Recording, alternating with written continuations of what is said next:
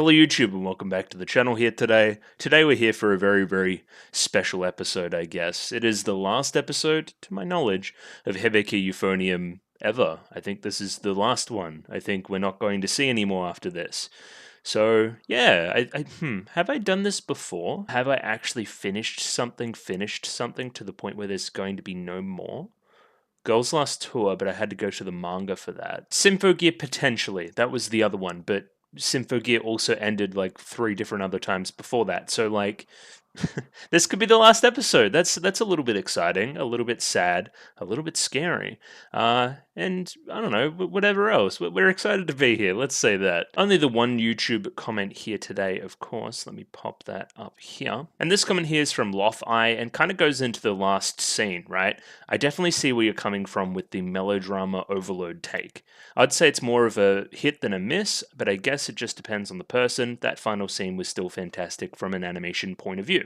I agree with this. I say as much here. And yeah, more to the point of last week, like everything, it all came out a bit more negative than I wanted it to. Like it's still incredible, and I'm picky because it's been incredible, you know what I mean? So when I'm like, oh, it's just slightly not what I wanted, I kind of focus in on those points instead of all the fantastic stuff going on around it. I guess this is the point where I should say I misinterpreted the last scene of episode 12 as well. So I'm going to put my hand up and say that is 63.25% my fault, and then the rest of it is a sub issue. So it turns out that Raina did know what like who was playing which part, right? The sentence was, how could I not recognize your sound, or something to that effect, right? And how could I not recognize your sound? Like it's obvious that I would recognize your sound. That's what they're trying to get across. But if you rephrase that question with a different connotation, how could I not recognize your sound? It sounds like Raina is more disappointed in her not recognizing the sound than like the other stuff that went on, not being able to play with her and picking the best person and that kind of thing, right? Again, my theory there and my interpretation led to some interesting stuff. Like I think Reina thinking that Mayu playing sounded like Kumiko because Mayu and Kumiko are so intrinsically linked as characters is kind of interesting still, even though that's the incorrect interpretation. Reina recognized Kumiko's stuff immediately and just like picked the other one because it was better. So she was able to, I guess, see whose was whose and then still think that Mayu's was the better playing and ultimately pick her because that's what the entire segment of that episode was about. Picking who's the best and not playing favorites and all that other kind of stuff. The ultimate manifestation of what the show's been trying to say up to this point. So I got that wrong last week, which is sad. I wish that that didn't happen. But one, I need to be less stupid, and two, the subs need to be better. Definitely try not to do this like sentences that could be interpreted 2 different ways thing when you're subbing anime. That's just a piece of advice from me, because there's more stupid people than you think, and I'm one of them. And I don't think I'm normally that stupid. Anyway, I digress. We're moving on to episode 13. This one seems like it's going to have a pretty obvious structure to me, but I haven't seen it yet, so I don't know. I would imagine the structure would be somewhat of the episode focused on nationals and the process there, a few encouragements and that kind of thing, a few last hello goodbyes from some characters before a performance. We haven't had a single performance this season, so we're going to get a performance here. This is going to be that Hitatose no Uta performance, so looking forward to that. And then from there, it'll probably be we win nationals, epilogue stuff, blah, blah, blah, blah. I'm interested to see if this episode's maybe a little bit longer as well, because that seems like a lot of stuff to do. And then, of course, that Kumiko teacher stuff by the very end, probably like replaying that very first scene of the season and showing off Kumiko teacher mode. That's what I would think is going to happen if I was to write it. But that doesn't mean that they can't surprise me like they've surprised me before. Either way, I need to do that Patreon shout-out, of course, so I'll get up those names here quickly. So I know with Hibike Euphonium, it's ending this week. Obviously, you can't get the next episode early, but there will be a poll video tomorrow, and you get double votes in said poll if you are a patron. So if you wanted to do that, or you're particularly interested in Utena or Dungeon Meshi, that's also your prerogative to go and click on the Patreon and give me money, because I enjoy money.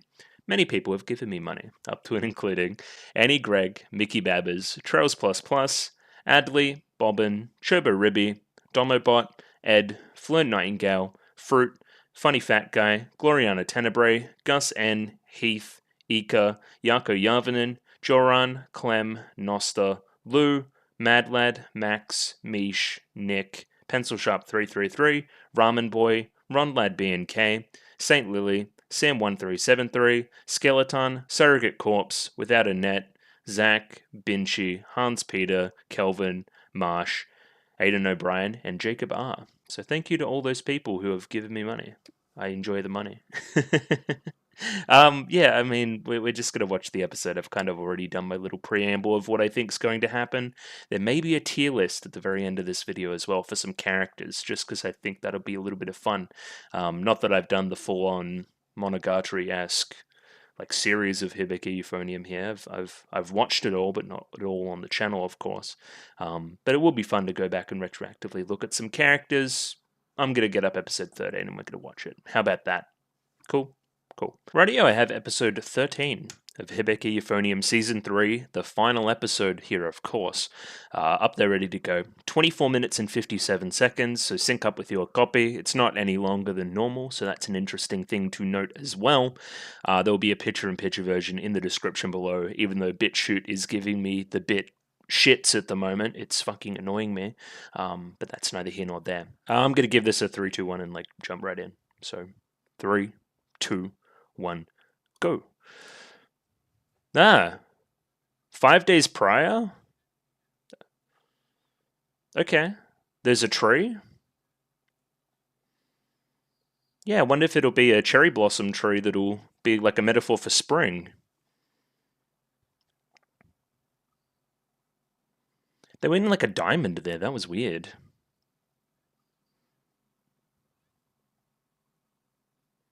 Oh. Oh, hello, Mayu. Get closer. Closer? Have you guys never gotten a picture together? Why? That's cute. Okay, I like that. Yeah, of course that's the photo thing coming back with Mayu as well, I should note. Connecting melodies. Okay, sure. It's an ominous tone to the episode so far. Maybe it's building anticipation. Shuichi? Based Rurika? I was going to say that's like some Liz and the Bluebird shit. Making your own reeds or whatever.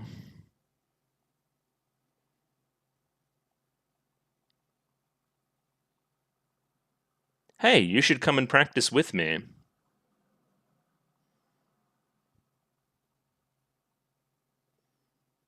No hard feelings, yeah? Oh, and now you're finally sharing that piece with her. Gotcha. Sound euphonium. Indeed. Yes. And of course, there's a lot of that silver euphonium. Oh, wait, you're here too? Oh my god. There's the silver euphonium Oscar stuff that's linking that in as well, which is cute.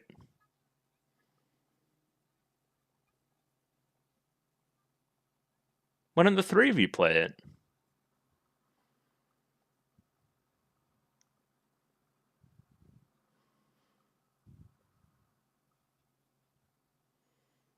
Yeah. What if you told the story behind it?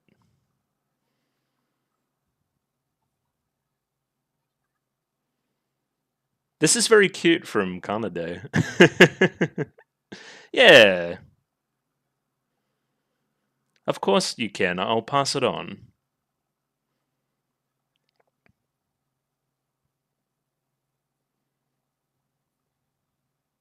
That's great.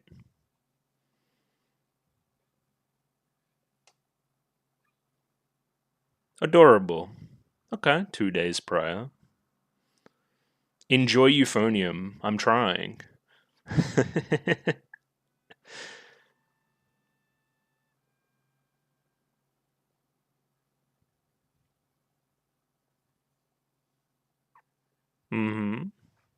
Also like the plane in the sky there. I'll talk about it.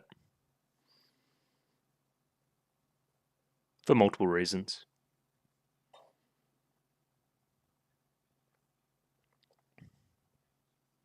Oh yeah, the dad that was in Australia. I remember that.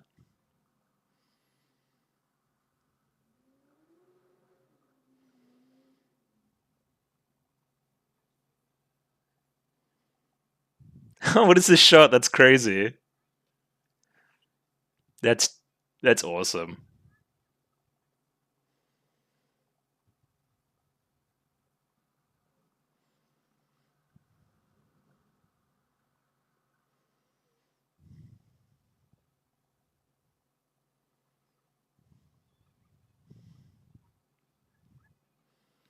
That's funny. The voice acting's fantastic as well. Who died? Taki's dead?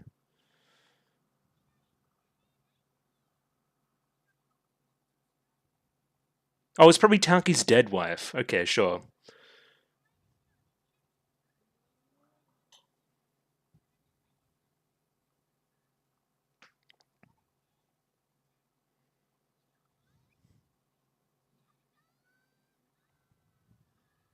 Oh, everyone followed along. I was gonna say that's like kind of embarrassing doing that without anybody else following along. It's busy, I'll give you that. Oh, hello.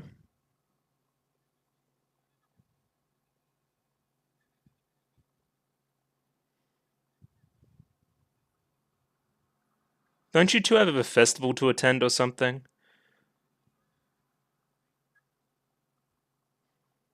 Okay, you two are like adorable. That's fine. Okay. Spacious?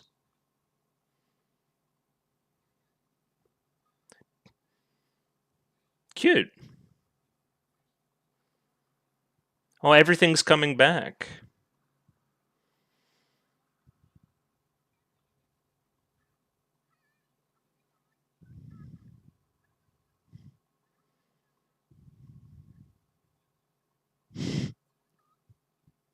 I love the shot there. Went to the very tall Michan. Oh.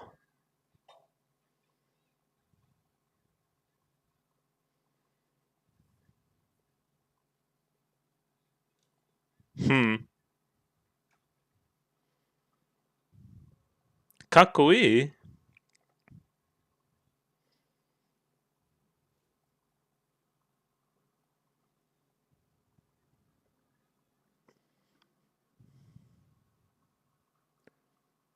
Anything else? No? Okay. Because I'm still shipping him with, you, of course. Devil Girl.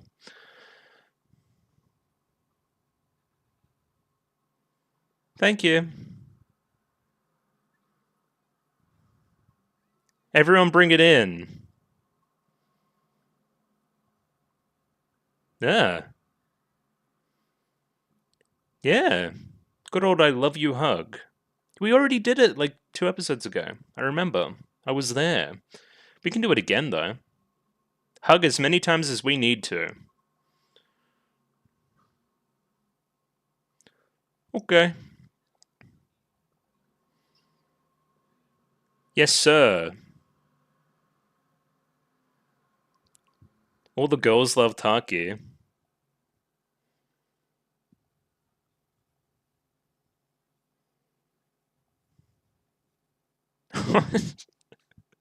What a okay, interesting tact to take.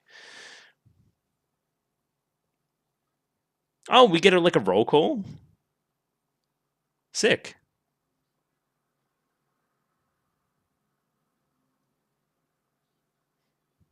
It's like I'm playing tennis.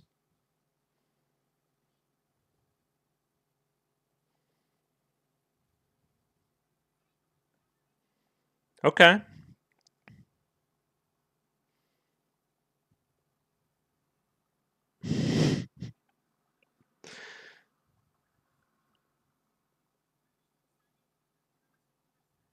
Yeah, I remember. Oh, look at the big fella. I like that guy.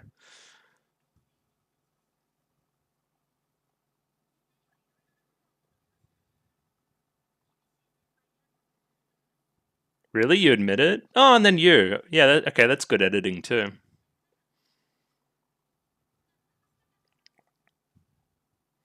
The music too. I'm feeling inspired.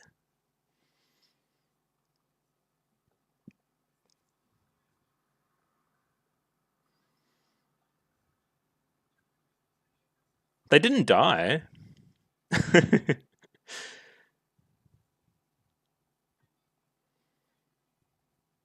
Mm-hmm.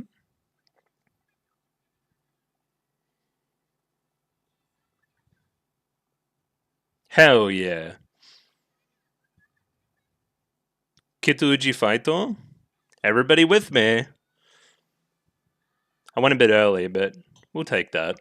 Um, I liked that segment. I like it in essence as well, kind of Kumiko passing on a little bit. What was that? That looked like Mamiko or something.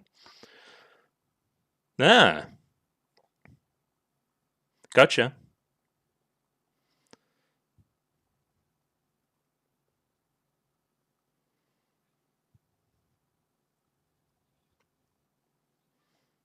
Oh, sick. I love a point to the sky. Here we go, it's a performance. Let's settle in. This is a. Hmm. Oh, everybody is here?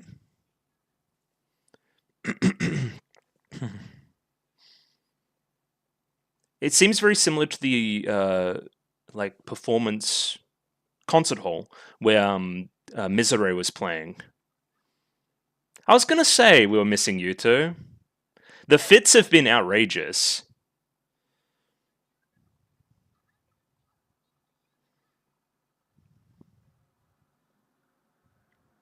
They'll have to get it on recording.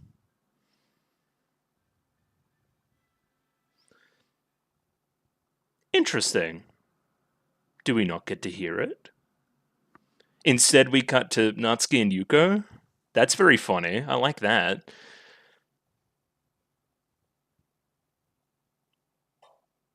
Okay, just the spring segment. Gotcha. I was about to say, we want Mayu to have her moment.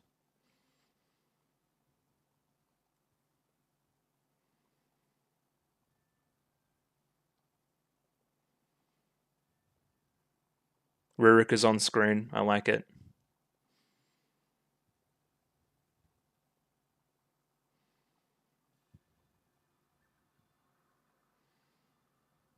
I didn't even notice we had a harp the entire time. Oh, that's cute. I like that.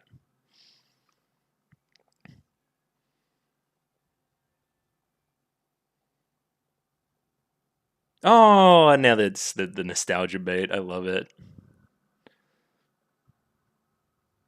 Get it, spring? Yeah, there she is. The show looks a lot better now. And I always thought that season 1 was such a production marvel. But like we notably look better now.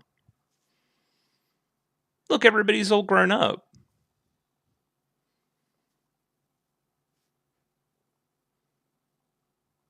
Yeah, it's seriously like an in memoriam. They didn't die.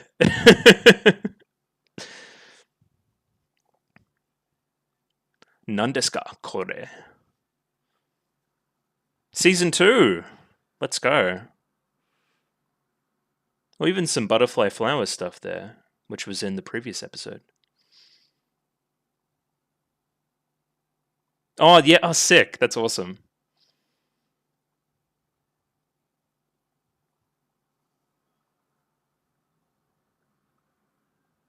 I've said it before, they noticeably look like way younger. I don't know what it is about the character designs, but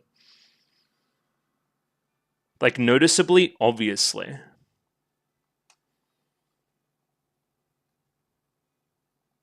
I remember. That was all very confusing. Oh, hell yeah. Bro, I forgot so much about this.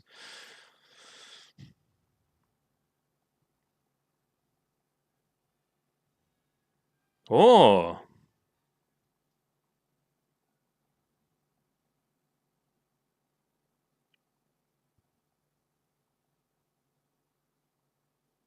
am I deaf as shit? Oh, this is the Soling now. I was about to ask.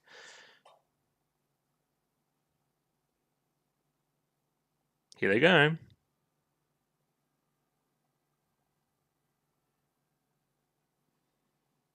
Yeah, how could you not recognize it? Damn, you're secretly kind of bitter though, I bet. Just a little bit. Look how shiny that instrument is.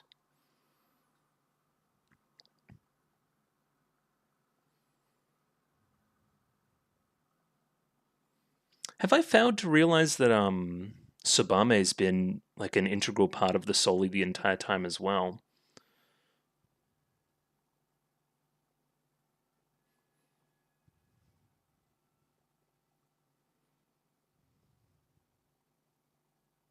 Oh yeah, okay, and then that's literally what we've been doing. Like all this drama about auditions and the best player playing and all that. Oh my god. Oh, yeah, I forgot about this.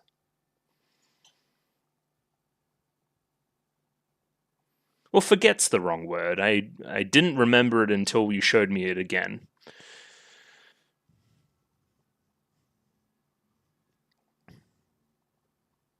Yeah, don't show me Misere Nozomir either. That's a good scene too. I like that one.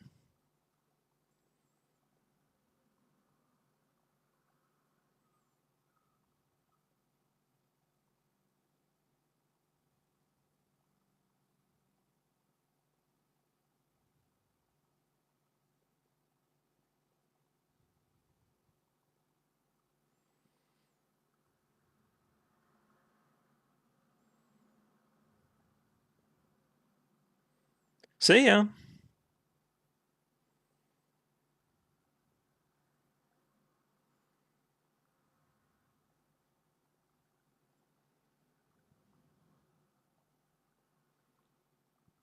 Get it? Because she's going to be like graduating in the same way. But the seasons don't match up because we're in. Are we in spring right now in the piece? And spring goes into summer, of course, and it's winter. I know. Nice title drop. Oh, oh. Okay, that was sick. Now this is the spring stuff, right? It's kind of like that last hold of winter into the spring.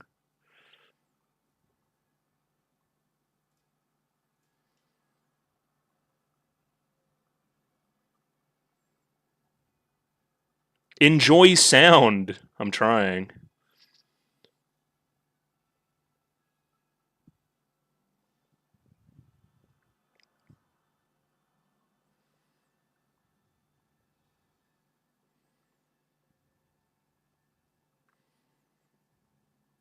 I mean, polite clap. I clapped early. Oh my god, how embarrassing. I think they did quite well. I was emotionally moved. It's the culmination, everything leading up to now, of course. And the club that we have. Alright, now we're done. Polite clap. We can do that. Everyone seems pretty proud of themselves. I hope that those are like happy tears.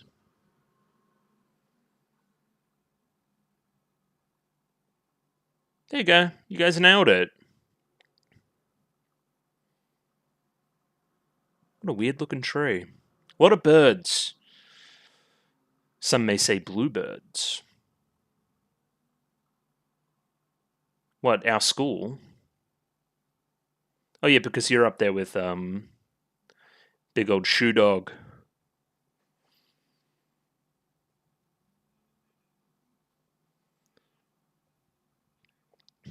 Alright, I found Raina. That was a great image.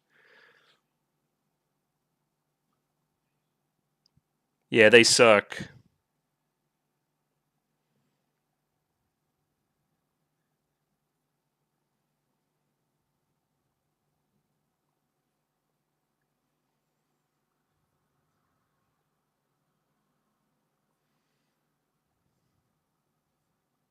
Mm-hmm. Now, I must remember that it means gold at nationals. So gold at nationals is all we need here.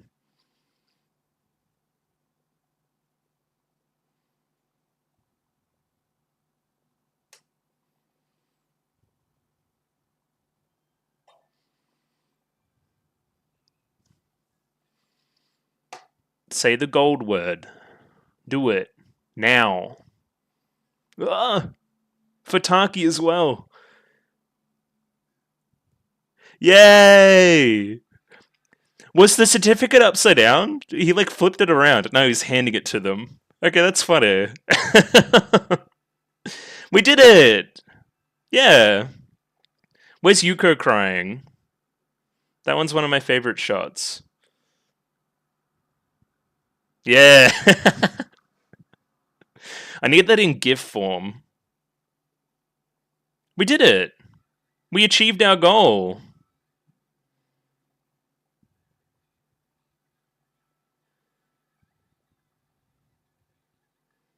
Oh, that's so great.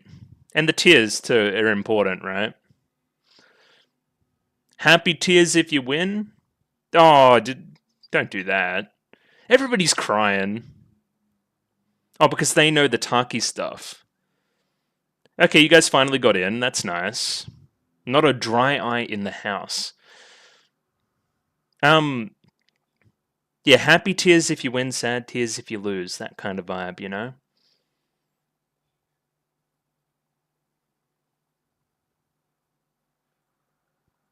See, it's like a flip, yeah? From like the very start of the series. Do you see what I mean? Do you see what they did then? Alright, what do we do from here? How much episodes left? Yeah, not much. Where's my epilogue stuff, damn it? Because we still need credits. Are we going to, like, credits epilogue? Our shit? Show me more! I want to see more! Okay, we're seeing more. Good. And there'll be a post-credit based on placement in the episode. Oh, everyone loves Taki. I'll probably stay focused and save my yapping for the yap session. Cute. But I have quite a bit to say about that episode, I think. Even though on the surface there isn't a lot of content there, I think it's put together in a way that's cute. In a way that's am I going to keep being interrupted by cute things? There's not a lot there on the surface. I think the way it's put together is the value there, and how you're essentially doing a clip show with extra steps, but it's one that has so much cute. Has so much extra oomph behind it because of how much you've invested into the series. Like, this episode is straight up, what you put in is what you get out of it, you know? Like, if you put a lot into the series, you're going to get so much out of this, right? Wait, what was that transition there? Am I stupid? Was that from year 1 to year 3, maybe? And then they're running off into the light, never to be seen again. Ah, it's still very, very white. It's not a good tone for my skin. Now, post credit. Oh yes, okay, this is a great oh yes, dude. Let's go. As soon as somebody mentioned this in the comments, I knew exactly where we were going from the very start. Yeah, see, that's that same shot.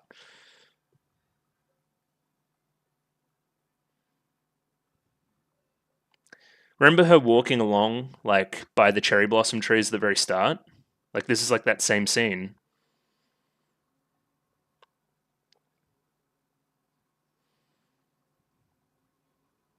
That's half the battle.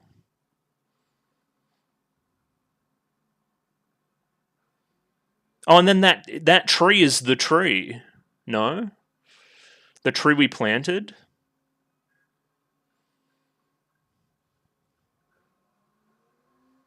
Their backgrounds are so good. Alright, we're building anticipation.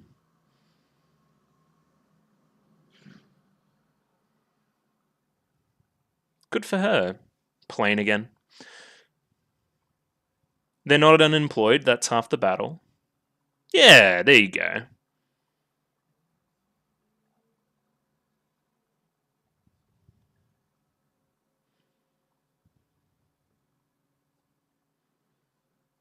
Something something stacking rocks.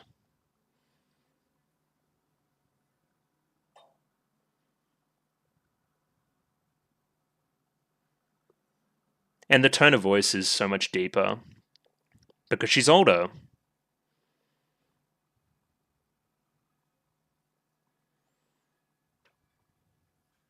Oh, and the pin? Yo.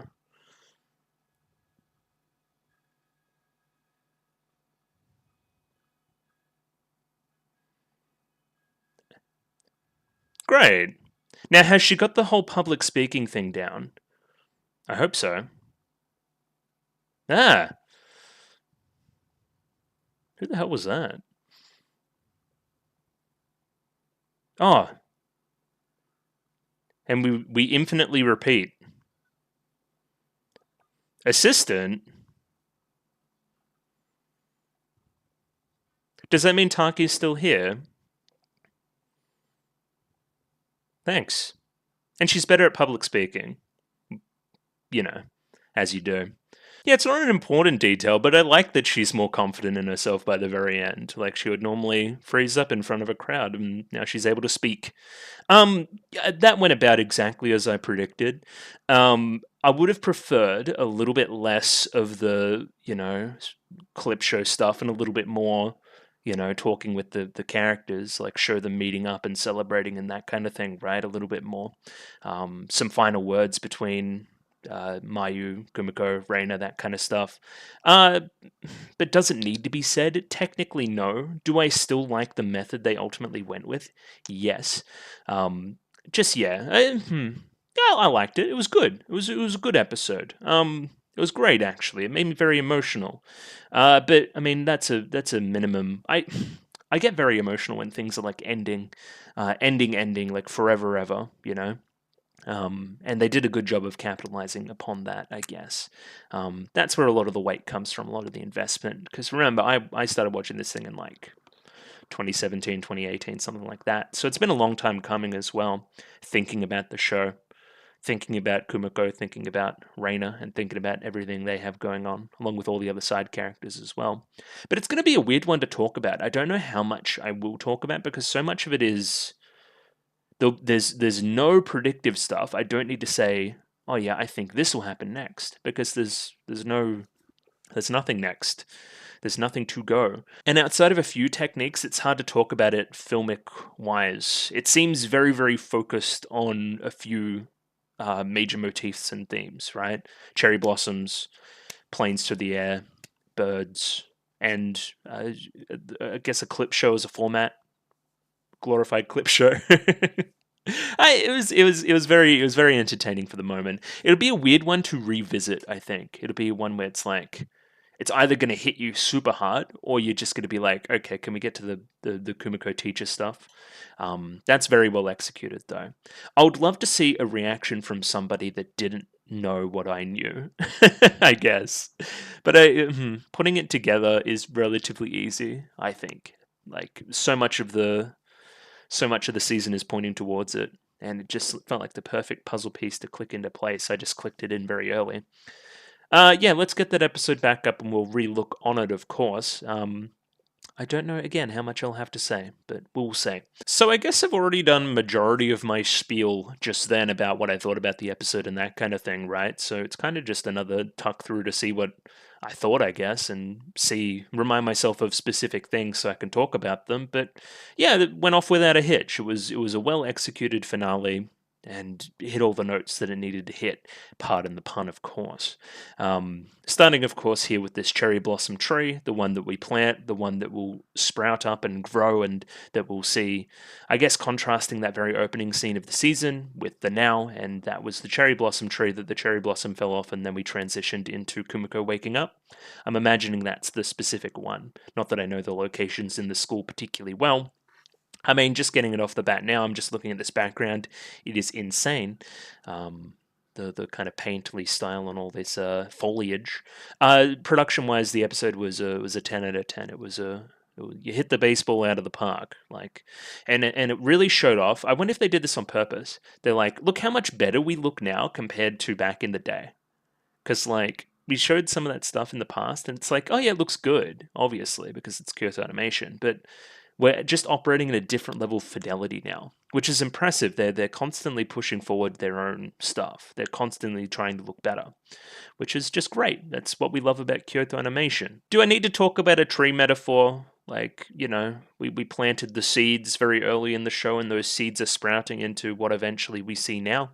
The cherry blossoms, of course, reflecting spring, which of course reflects Kumiko as a concept, because she has been so closely associated with the cherry blossoms since the very start of the show. And by the end, that tree has grown up into a big, beautiful, flowering piece of, I don't know, scenery in the school, like Kumiko is now, right?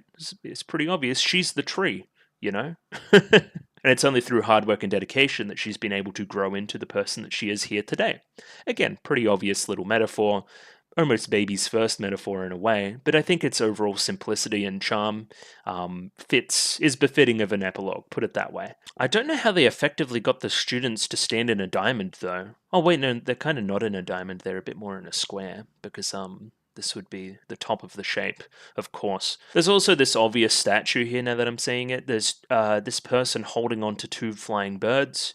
Now, we've done the Liz and the Bluebird thing, where you could argue that Liz is Kumiko or Liz is Reina, and you could take it either way there. This is the same thing. In their own way, they're both birds. In their own way, they're both taking flight. Quite beautiful, and a pretty on-the-nose little statue there. In a very on-the-nose way, we start to talk about the Hanakotoba of cherry blossoms. They're unsure. Maybe I should look that up, because Midori just says something about the beauty of the mind, which doesn't seem overly specific to Kumiko. So maybe I'll have a little bit of a look there. Kind, gentle transience of life. I mean, I see kind and gentle for Kumiko. Like, sometimes she's gentle, sometimes she can, like, be kind of a little bit rougher when things aren't going her way. But I guess it's more of an ideal, and I guess a tenet for the club going forward more than anything else. Transience of life. Transience is a really weird word there, but like kind of the meaning of life in a way, being gone through in the show. Effort is the meaning of life in a lot of ways. Putting effort into things, getting things out of them as a result, which is what Kumiko does here in the entire narrative of the show. We did a lot of that in Monogatari from memory as well as a tree as a person metaphor as well, now that I'm thinking about it. So there's a little bit of that DNA in there, which is fun. It's also kind of weird to talk about some of these interactions as the last interactions we'll see between characters. Like right here, right now, this is the last thing essentially we see between Mayu and Kumiko and that whole thing that's been going on. Like, we're bringing in the photo metaphor again, right? I guess in the pool episode, we kind of just, like, put out the hand almost obligatorily, if that's a word, brought her into the picture and took a photo with her, when in reality, she didn't even want to be, like, brought in like that. She just wanted to be understood in a way. And that's why we're just allowing her to take the pictures now, hang out with her actual friend, the one over here. Yeah, I don't know. No fake peace between the two. They're still friends, but they're not close friends like these four, I guess. And again, yeah, we're bringing together the photo stuff that we've had with Mayu up to this point into this. Apparently, this is the first photo these four have gotten together, which seems a little bit strange. And I'll never forgive Hazuki for doing the fingers behind the head thing on Kumiko. That's just it's a dick move, I'm going to be honest. I said it was almost an ominous tone to the episode through the editing, through this, like, 4 days from the concert, 3 days from the concert. But in reality, it's building up anticipation. It's showing a few connected scenes leading up to the final thing. It's an interesting one. I think there's purposely no background music, so that the only music and sound that we hear, like, or most of the sound that we hear, because they do end up playing Sound Euphonium, the piece. And I guess that's another scene between Mayu and Kumiko. Okay, maybe I went a little bit hard there. But there's a lack of sound in the editing here. We hear the chime for the episode card and that kind of thing, but there's less background music overall in the start. again, building anticipation. Even this one here, so we're starting to play that sound euphonium piece, and we see the butterfly floating through the air, of course. We'll see a little bit of butterfly flower imagery later on as well. Of course, that butterfly looking for a place to land on a flower, and actually being able to land this time. And again, that kind of symbiotic relationship between the butterflies and the flowers are being represented here. They're actually coming together and improving their own respective playing by playing together, practicing together, that kind of thing. In retrospect, because I'm thinking about Kanade now, I kind of wanted a full-on, like, blow it out, massive epilogue, if that makes any sense, right? I wouldn't mind an OVA epilogue. That could be really fun as well. Just kind of, there's a lot of characters. I want to see them doing well in whatever they're doing in life. We name check Midori and Hazuki, but I want to see how everybody's doing. What's Kanade up to? Did she ever do anything with Matomu? Like anything? Did that get paid off? I want to see. Like a big cheesy like 80s movie epilogue where just like text on screen would even suffice. I would like that. Of course, this moment here when she finally shows off the piece to Mayu is built on a lot of repetition in the show. Like Mayu trying to approach Kumiko's little special place and her being secretly really protective of it, right? And again, now that we know that Mayu represented an older you, then it shows trepidation at knowing yourself in a way, which is kind of deep. And again, specifically around her playing this piece in the past and being unable to kind of share it with Mayu. Now she's able to. They've gotten over the hurdle there. Something was accomplished this season. It feels good. And then we have the evil one over here. I really like this. Like, that's a realistic look at how somebody would look half through a window and half not through a window. I think it looks very funny. And of course, she's kind of jealous of Mayu being invited to play this piece with Kumiko when she wanted to play it the entire time. Everybody knows that this is the piece that you play when you're feeling down or feeling like you need to cheer yourself up or that kind of thing. Oh, and even a nice subtle part here. Remember the window and the window being hard to open? That was a crucial detail in N-Con, I want to say. So yeah, I like that came back here and like giving that window that extra push, making yourself known, that kind of thing, right? And of course, there's the connection with the piece of music, of course, sound euphonium between Asuka and Kumiko, and now that's being passed on to Kanade. It's passed from senpai to kohai to senpai to kohai. It's just really, really sweet. This is a very important moment for Kanade now in retrospect as well. This is a moment where she's just being genuine. There's no mind games. There's no nothing. Is it okay if I play this piece when I'm down too? She genuinely wants to see something or have something from Kumiko to remember a special thing, and she's asking for it, right? She wants a special connection. That's really, really sweet. Is it okay if I play this when I'm down? Of course it is. And now we teach it to everybody. We're sharing, we're not being protective of ourselves, and it all just feels very lovely. It's good. We'll see a lot this episode. We use flashback and scenes from other seasons to give emotional weight, and this one's the perfect choice. Of course, that last scene between Asuka and Kumiko. So yeah, she really wants this piece to be passed down in a way as well. And I'd like to think she hears that piece somewhere in another Euphonium player in the club, having had it passed down from Kanade to the next person, to Kaho maybe, to the next person, to the next person, to the next person. Oh my god, Kanade and Kaho as a Euphonium kind of duo there. Jesus Christ. Poor Kaho.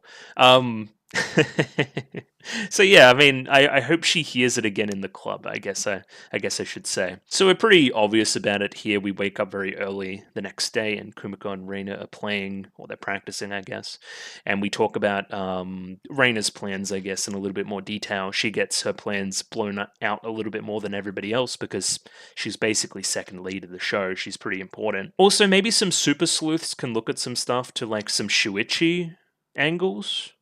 Or did they purposely keep it obscured because they don't want the fans to think that she got with Shuichi? Which is kind of funny as well, considering so much of the show, or so much of the fandom, kind of ships Kumiko with Reina, of course. Funny. Interesting. Maybe look for a wedding band or something. Either way, I should talk about Reina. Music school in America, and we play this kind of plane flying through the sky. Now, it works on one level. Hey, yeah, a plane flying through the sky. That's how you travel internationally, folks, or at least one of the ways you can. So that indicates that she's traveling to America. Fair enough, right? But we've also paired this image in the past with a lot of the talking about the Liz and the Bluebird angle. Specifically in episode 6 with the photos after the pool. There was a photo of a kind of the jet stream of a plane flying through the air that Mayu took, right? So now we're bringing in a lot of the Liz and the Bluebird stuff into this, right? One of the people is flying off, being set free, and the other one is, Liz down on the down here, right? But in their own way, this is also Liz up here, and she's leaving the Bluebird to go and fly in and do her own thing. It's all just very sweet, and I like how it invokes one of the major themes of, I guess, the show and graduation, up to this point in the program that I'm watching. And in pure Raina fashion, she knows exactly what she wants to do. She's going to study under one of her dad's friends, who's equally amazing, apparently, and she's going to learn lots and become as good of a performer as her dad. And when I do, I plan to confess to Taki-sensei after I become sufficiently special enough, which is cool. Now again, teachers dating former students, bad touch, we don't like that. We were just talking about this in Utena, of course. Yeah, ethics aside, it's sweet. Hopefully, you find somebody equally special closer to your own age that hasn't known you from when you were very young. How about that? It is an interesting tact. I always thought we were approaching the Reina kind of Taki angle from a place of like this is like a juvenile crush, not like a legitimate thing, right? And that you thought that you were super serious about it, and that was one of the things you would have to rescind on by the very end and think about anything else, maybe. It's interesting that we went this direction, I'll say. But maybe it's just meant to show that, hey, she has more to learn here as well. Or maybe they just get together and it's fine. Again, we show Taki's like dead wife grave here in a second as well, I think. If I can find it. I'll pause on it when I do. Yeah. I'm unsure how to feel about that, of course. We play it for a little bit of a joke here between Kumiko and Reina, and maybe that's all it's meant to be. Oh, the shot there's amazing, though. If I can go back and have a look here. Just kind of the camera here after she says it. Like, you can kind of see, like, POV Kumiko just kind of moving her head around and like she's kind of laughing. I think that's funny. And the voice acting here is spectacular, of course, where Kumiko reminds Reina that he may be a grandpa by the time that happens. Yeah, I mean, this is a grave with, there's no name on it, but it's got sunflowers next to it. It may be his dead wife. Let's say it is. There's a very quick little dinner scene here with Kumiko and a few friends where Midori exclaims that she's excited to present what they've been working on this entire time, and that's kind of the mindset that they should go into this with instead of nervousness. They'd give it a good Kituuji Faito, and then everybody else follows along. It's like a moment. That's very cool. Everybody's on the same page. Yayoi looking kind of crazy over here. And then finally, it's competition day, and we have a small scene here between Kaori and Haruka, of course, and Kumiko, I should mention. It's nice that you get some dialogue. We saw you earlier at the festival. And I'd like that you two are hanging out together. That's just sweet. And a lot of that season 1 stuff coming back. If I was to be critical of this entire season as a concept, and maybe I'll talk about it here in combination with a lot of this kind of stuff as well, where we're just kind of replaying older stuff. If I can get a good example of it. Yeah, that's a good example. It feels very dependent on previous stuff. Again, isn't a super necessary big ultra mega criticism, right? But like it's still there. I would like if we had a few more original thoughts overall this season, because we are repeating a lot of the same locations, same story beats, reflecting them back at us, reinforcing them, which is their major thesis here, right? Repetition through practice, almost like practicing for concert band in ourselves. We're repeating these same emotional beats back at us, so we really know them. I just feel as though, like, compared to other shows that have multiple seasons, we're not just like doing the same thing a lot. Like, I know why they're doing it. I really do. So I don't need that explained to me. But I just would like just a few different things. I don't know. Maybe? I don't know. At the end of the day, if you're doing anything in a kind of school show, sports show place, it's kind of hard to deviate from formula too much because, like, you're literally going through the same things every year, right? And again, it's never been about the music. It's been about the characters, and the characters do definitely progress. Yeah, it's just, I don't know. It's a bit much for me personally, but I liked seeing you two. That's nice still. And Kumiko's super respectful here, saying like, "Oh, it's only predicated on what you guys built." Maybe planting that seed with the tree metaphor that's been in the episode, of course, as well. We get a couple of good luck charms here. I particularly like this one from Kaho, of course, with the youth players specifically.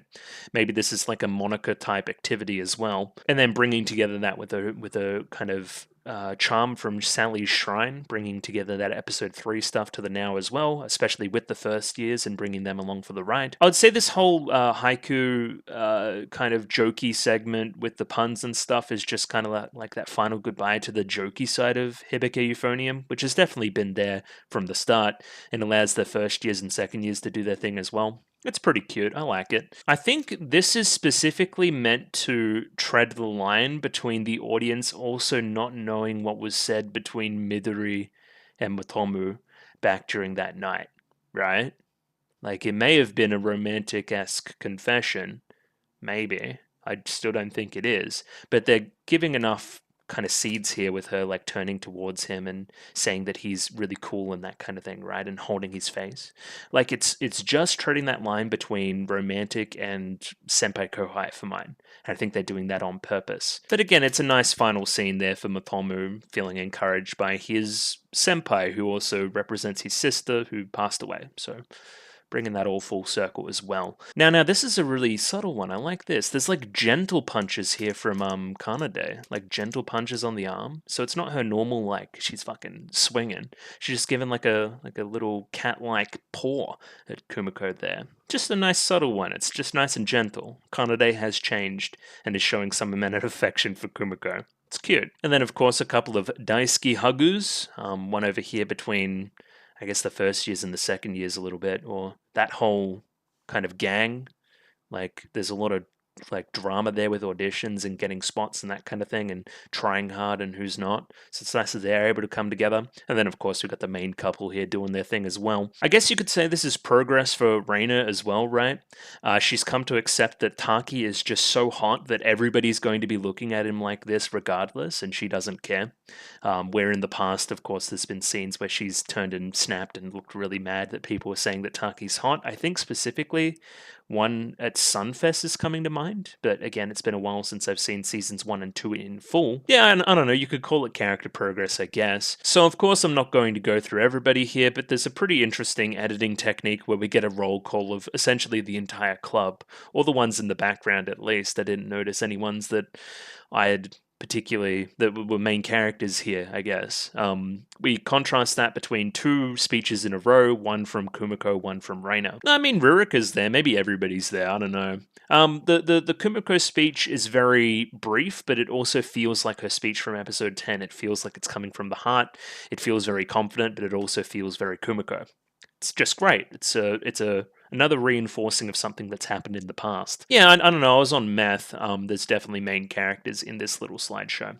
Then we pass it off to Reina. On second thought, I better pass this off to the drum major. In this way, it shows that Kumiko, I guess, isn't holding all of the leadership stuff on her back anymore. She's able to share it around a little bit. She doesn't feel like she needs to be all things to everybody. It also kind of reflects sharing, if you could call it that, sharing the solely with Mayu, right? Like being able to be like, hey, you're better at this, you should go do this. Reina, I reckon you'd be great at this moment to do something, you should go do that. That's what leadership's all about, baby. And I think it shows a deft hand to be the person to be like, hey, I reckon that Reina's going to say something pretty inspiring here. And she does, and they ended up winning as a result, so no harm, no foul, I guess. There's some really specific cuts here that I like. There was one before, I think it was with Sally, when Kumiko said that she loved Taki. She like kind of blushed and smiled a little bit, like she was about to laugh. I thought that was cute. Then there's this one here. I admit I was a strict upperclassman. And then we cut to that one girl, Yuki, of course. The horn, she played the horn. I thought she played the trumpet. My whole life has been a lie. But she had her whole little arc with the first year stuff when we were talking about Sunfest and that kind of thing. So I'm happy that that came back at the very end as well. There's probably more and more of this when you say specific lines and specific characters show up that have happened in the background, which is really cool. And I guess that exemplifies what I guess is good about this episode, right? It seems on the surface from here there's not going to be a lot of content, but the specific stuff they choose to to show, paired with what they're pairing them with, is effective, right? The specific part in the music and pairing that scene with that. Perfect. The specific line of dialogue here and pairing that with that character. It could just be seen as a roll call, but there's a difference. They actually genuinely cared.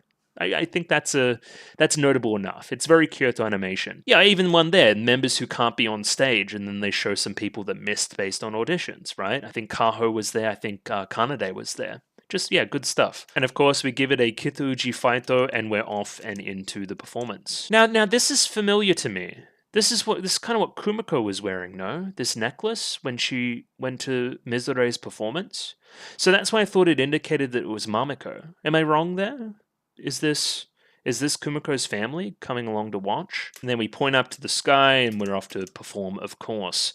From here, I would imagine that there will be less analysis and conversation until we get right back to the very end again, right? We just kind of go through the performance. Specifically, we can't play, I'm imagining it's like a full 20-minute suite of music between this piece and the other piece, right? We specifically play from spring onwards into summer. I would imagine that's the order we do. Or is it winter into spring? Is that what we're doing? I don't know. I would imagine, yeah, section 3 is called spring, so you'd go into summer. I don't know, it isn't matching up for me season-wise, but that's fine. We pan to a lot of characters very quickly here, up to and including Niyama-sensei, and you had a name. Matsumoto, yes.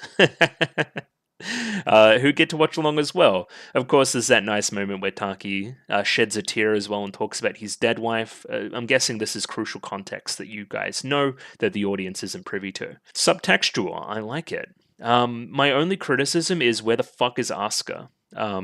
But, you know, she must have been busy. Also, a very interesting technique here, or choice, is to have like, hey, we're just about to perform, and then slam cut to Yuko and Natsuki trying to enter the arena, but like being late because they're being too cute with each other.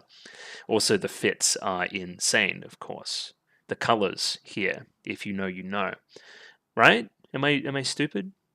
The colors. If you know what I'm talking about, are they the colors? Maybe. Either way, they were too late. They can't enter during the performance because Yuko needed a drink. She needed a nice sugary drink to help calm her nerves, of course.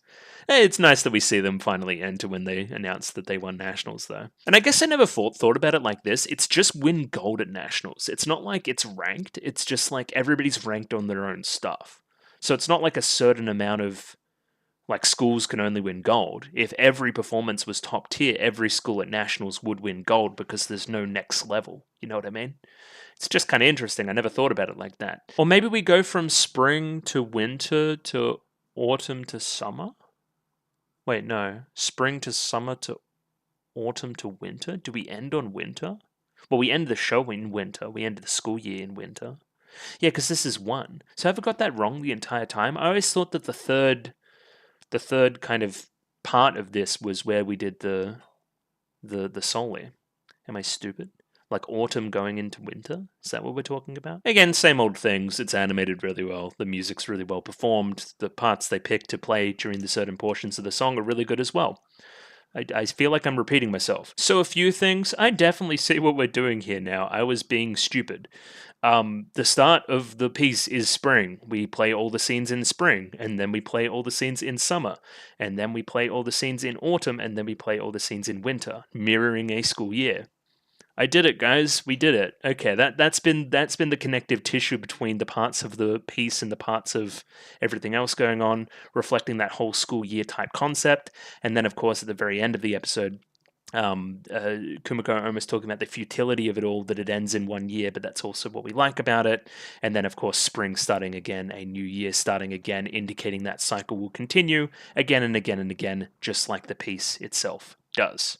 That's clearly what we're trying to get across. I was being dumb. I've also paused here because this is a nice look at the fidelity downgrade, I guess, between season 1 and now. I don't think we've seen anything that looks even close to this in season 3.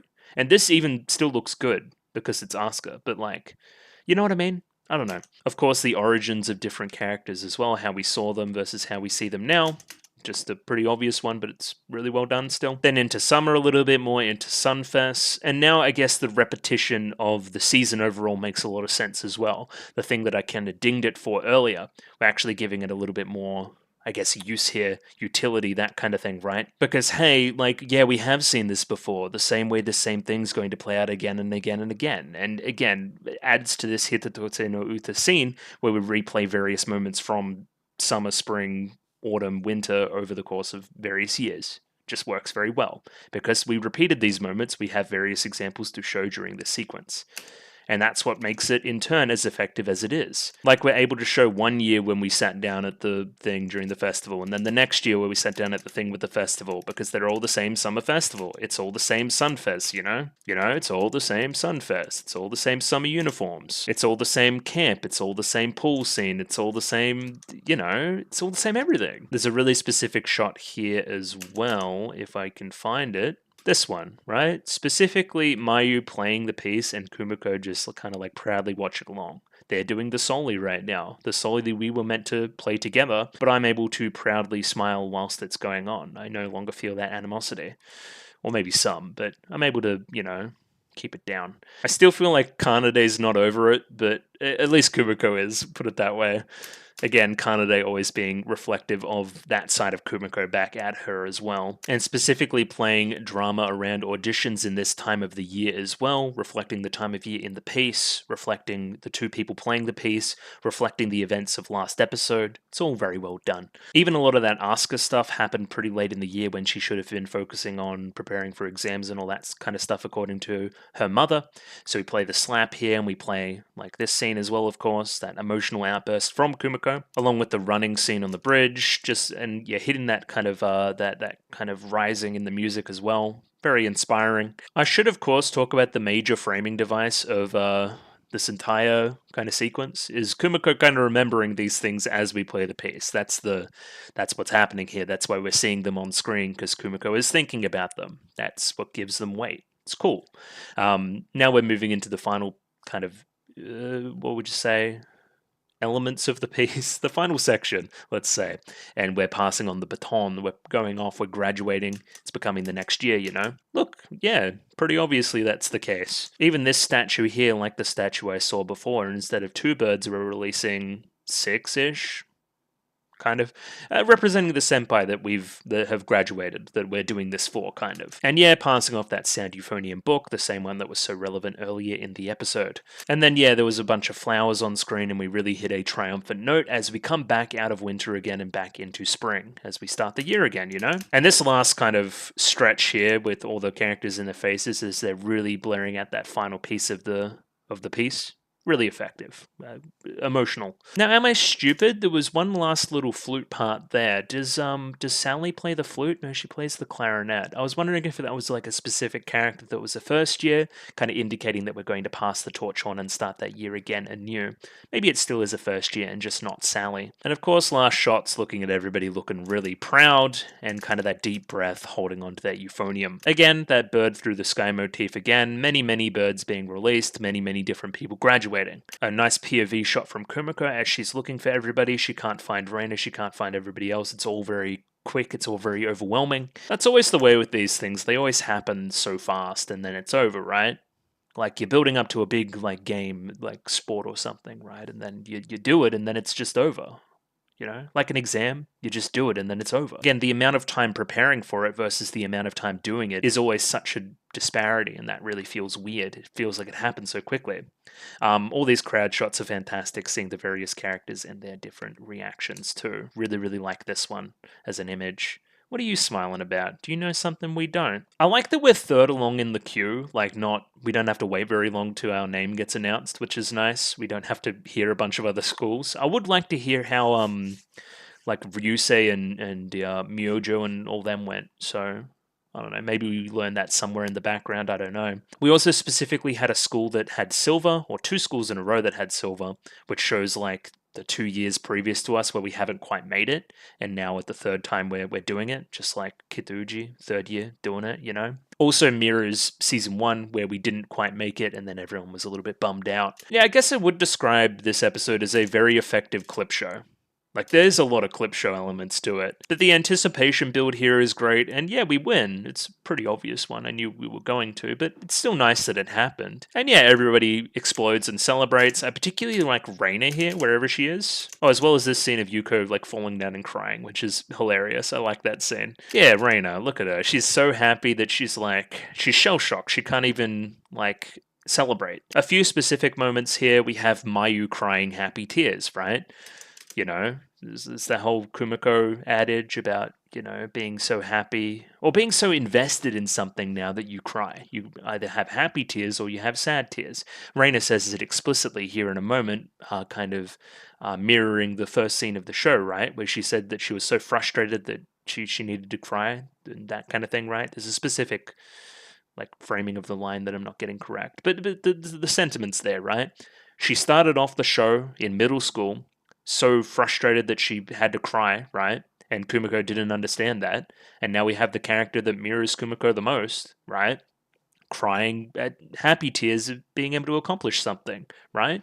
Isn't that just fantastic? I think it is. Everybody crying, of course, another character that reflects Kumiko, or that Taki, or that Kumiko reflects Taki, or the other way around. They're kind of both in that same way.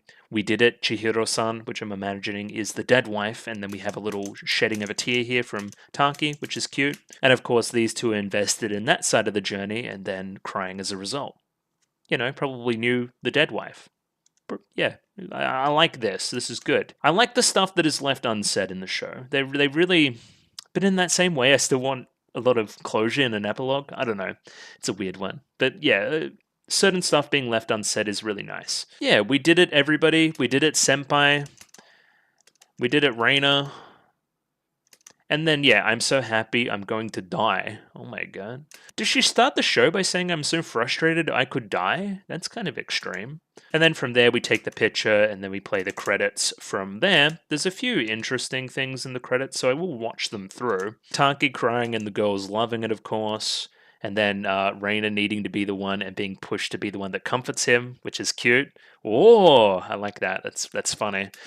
And oh my god, Yuko being the one to push her, that's great too. I love that. And then the mother taking a picture. See, that's great. I would love to see that fully animated. Michi Sensei and Kumiko here, which is really sweet because they've got that teacher connection now too. Look how you have your eyes on. That's cute too. Look at you two. But more importantly, Mayu and Kanade now see eye to eye a little bit more. And of course, who's taking all of these pictures? Probably a Mayu. I like that Mayu is eventually in a picture with these two as well, in the middle of them even. Like, it's all peace here now. I like that Kabe-chan sensei came along as well. That's nice. I really like this picture. Did I say sensei or senpai? I meant senpai. Kabe-chan senpai.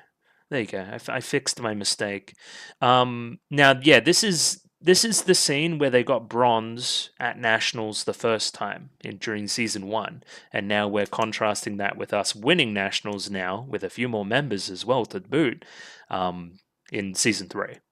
Nice, okay, sure. And then, of course, we have these two, in their own ways, with the arms out, flying off into the future. Liz and the Bluebird style, of course. However, we're not done there, and the most predictable thing of all time occurs. Hey, Kumiko's apparently assistant teacher now, and it's a very well done scene, again bringing the season full circle. We're kind of out of the cherry blossoms and we show Kumiko walking along to the beat, to that kind of song that was playing at the start, right?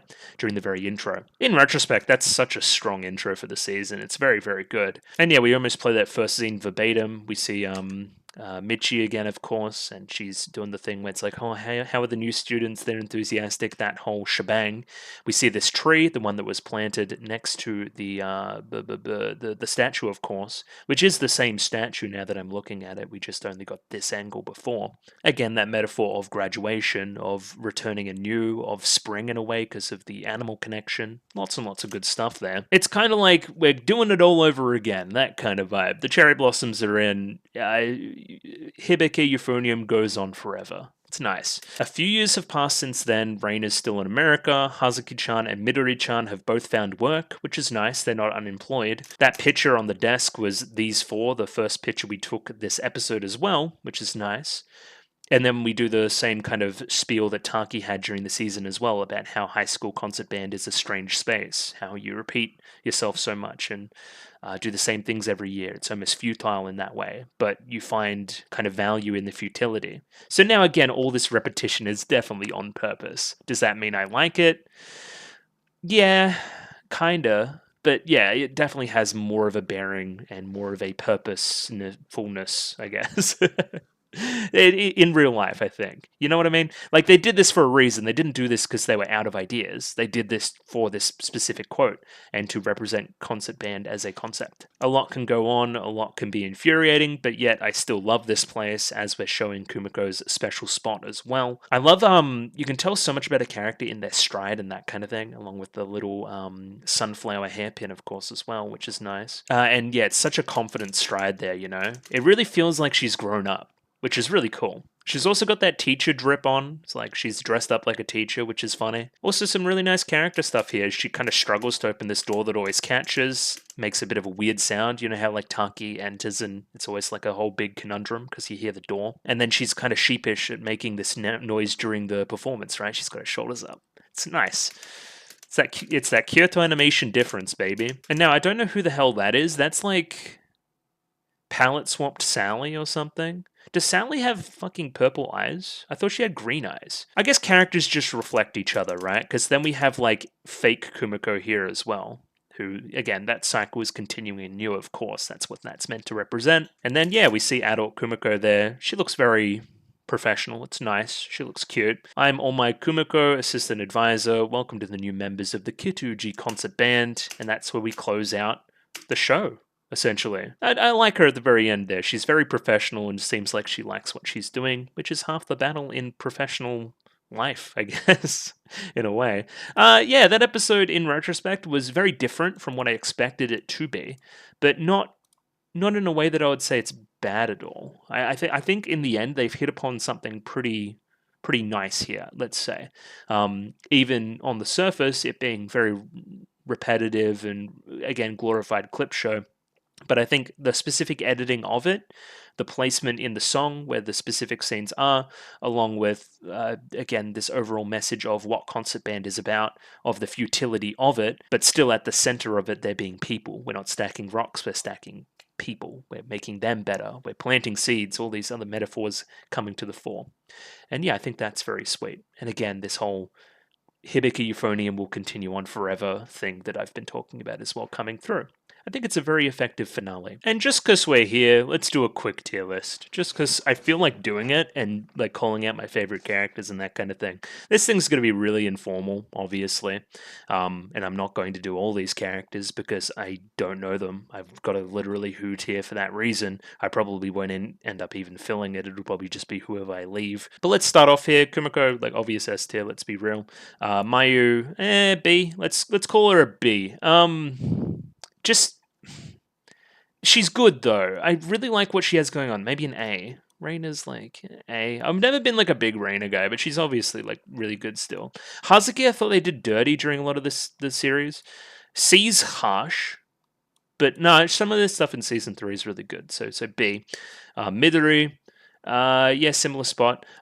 She's been nice. She's been like a good person. I wouldn't say she's one of my favorites on screen though. Shuichi, I'm sorry, bro. No. And then we get on to a few of the literally who's. Mizure, obvious S tier. Nozomi, obvious S tier. Natsuki, obvious S tier. Yuko, the most obvious S tier of them all, of course. Let's put her up here. And let's put her next to Natsuki because they're husband and wife, of course. Now, this is Kaori. I like Kaori a lot. She did a lot in season 3 specifically as well. I really liked her here. Asuka, another obvious S tier, of course. Haruka, I really liked Haruka, especially her stuff in season 2. Let's put her there, actually. I like that. We have our tuba duo here as well. They just don't have that much to do, but they're really cute. Oh, Tsubame. I really liked Tsubame. Let's put her in B somewhere. Yeah, there. Yeah, I liked Kabe-chan senpai as well. Similar spot there in my mind. Azusa's a mega giga chad, so she's going there. Ririka, another obvious S tier. Let's put all these guys up here. What are these, like, all these characters have in common, by the way? What movie are they in? Anyway, I'm sorry, Sa-chan and Mi-chan. Somebody has to be down here, and you guys just kind of didn't do anything. So you need to do things for me to rank you. Kanade. I really liked Kanade as well. Let's put her up next to Reina. In the end, she's just great on screen. Like these three total. Like they're really, really good as well on screen. Yayoi doesn't have much to do, but she's pretty funny. Suzume is probably like a B tier. Let's put her there. Kaho. Kaho really doesn't have much to do, but she's cute, so we'll put her there. This is Sally, I'm imagining. Sally can go next to her. I really liked her episode, but again, doesn't have that much to do beyond that, you know. This is Mamiko? I'm going to say this is Mamiko. We're going to put Mamiko there. Very, very important character, of course, to Kumiko and that kind of thing. But from there, not really. Aoi? She doesn't have much. She's kind of just there in season 1. Doesn't do all that much, in my opinion. Now I'm just scanning my eyes to see people that I've missed. I guess you got the teachers down here. Let's go through and do them, of course. Now, this is Mamiko, is it? Yeah, so who's this? That's somebody else? I don't know who that is. Who is that? Anyway, because this is Mamiko, right? Am I stupid? Who else would that be? No, that's not Mamiko. Is it? I'm stupid. Either way, one of these two is Mamiko. Oh, random fucking horn girl. She's cool. I like her. So she's enough to get ranked at least. Probably there. Something like that. Oh, Matomu. That's Matomu, right? Yeah, I liked Matomu. His whole little thing was pretty cool. His whole little arc in episode 4 and onwards and that kind of thing. Pretty nice. Where's the big Shuichi dog? Where's Shuichi? Wait, no, I sent Shuichi already. Yeah. Now you guys got me worried I'm missing somebody. I'm panning across these students to see if I'm missing anybody super important. You look like in the eyes you look like somebody. You look like Non-chan or something. I don't see anybody else I'm missing in the students that I would want to rank. I guess the big guy. I like this guy. He can be along. You two peas in a pod. And there's some specific members here that I recognize at least, so they're not like literally who's, but I also don't feel that inclined to rank them. They're mostly just side characters, jokey characters, you know. Wait, is this Asuka mom? Is that Asuka's mom? I think that's Asuka's. We're gonna imagine that's Asuka's mom. Add a row below this one, and this row is gonna be Kill, and we're gonna put her there. I'm imagining that's Asuka's mum and not Reina's mum, who's nice, seemingly. So, sure. And then the teachers, of course. Let's put Taki in like A. Put him next to Reina. They'll like that. And then Matsumoto, I'm fine on him. He's fine. He's jokey and that kind of thing, which is cute. Michi, I don't know, S tier. I really liked her by the end. She's really, really good. And Niyama, B somewhere. Probably like there. There. Again, one of you guys is Mamiko. I'm so bad at this. Probably the one with the similar hair color to Kumiko, you would say. Probably that one. I'm gonna be real. I don't know who you are. But yeah, I mean, screenshot it, and everybody else down here is a literally who, I think. I think I got all the first years. But yeah, obviously, like this top section, there's not a bad character in there. Like, obviously. Ririka's should probably be down here next to, yeah. But she's really, really good, and every moment she's on screen is amazing. So I guess you could screenshot that if you wanted that to be my overall ranking. And yeah, with that, we'll probably say goodbye to Hibike Euphonium, of course. It's been a good ride. It was fun. I'm happy I did it, and I really wanted to do the show again, and I'm happy that I accomplished that goal. Future stuff. I don't know what I'm doing yet. Obviously, there will be a poll video out tomorrow at some point. I think it's going to be out tomorrow. And then from there, we'll vote on something and we'll do something next week, and it'll appear on the Patreon first and then be public the following week. So again, if you're looking at this, you could probably look at the Patreon and see what I'm doing. If you're looking at this in a public way, then the Patreon will have what I'm doing next week. That's the goal anyway, to not miss a week there. But yeah, if you wanted to get some recommendations in very, very quickly, because again, there will be future polls after tomorrow's poll as well, so consider that. Yeah, you can do that. And again, Patreon, you have double votes. Discord, if you want to talk to me more about Hibike, Euphonium, or anything else, or correct anything, or anything else really at all, you can talk to me. I'm open to be talked at on the Discord. And yeah, I hope you guys stick around if you were sticking around just for Hibike Euphonium, because there's more good stuff on the horizon. There always is, and I'm open to the channel being shaped in whatever way people want to shape it. I guess. So yeah, thanks for watching. I'm going to say goodbye now. But yeah, goodbye. Final goodbye for Hibike Euphonium. Thank you. Goodbye.